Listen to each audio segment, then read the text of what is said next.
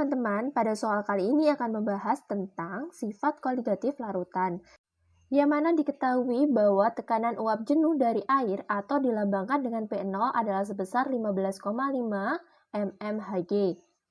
Kemudian massa airnya adalah 144 gram, kemudian Mr dari air atau massa molekul relatif dari air adalah 18 gram per mol, massa glukosa adalah 36 gram, dan diketahui juga Mr atau massa molekul relatif dari glukosa adalah 180 gram per mol. Nah, yang ditanyakan adalah berapakah penurunan tekanan uap jenuh dari suatu larutan pada suhu tersebut.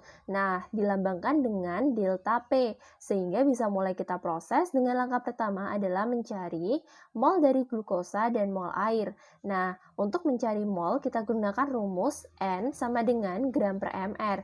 Nah, N ini merupakan lambang dari mol, sehingga mol air sama dengan gram per mR, berarti 144 gram kita bagi 18 gram per mol, yang mana hasilnya adalah 8 mol. Kemudian untuk mol dari glukosa dapat dihitung juga dengan rumus gram per mR, sehingga 36 gram kita bagi dengan 180 gram per mol, yang mana hasilnya adalah 0,2 mol.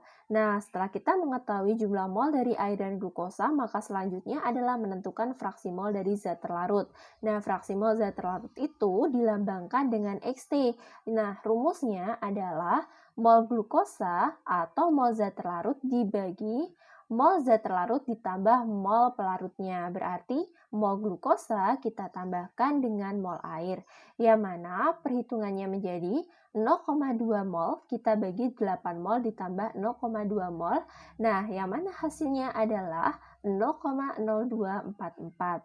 Nah, setelah kita mengetahui fraksi mol dari zat terlarut, maka kita bisa menentukan delta P atau penurunan tekanan uap jenuh dari suatu larutan, yang mana rumusnya adalah X terlarut dikali P0, sehingga 0,0244 kita kalikan dengan 15,5, yang mana kita peroleh hasilnya adalah 0,378 mmHg.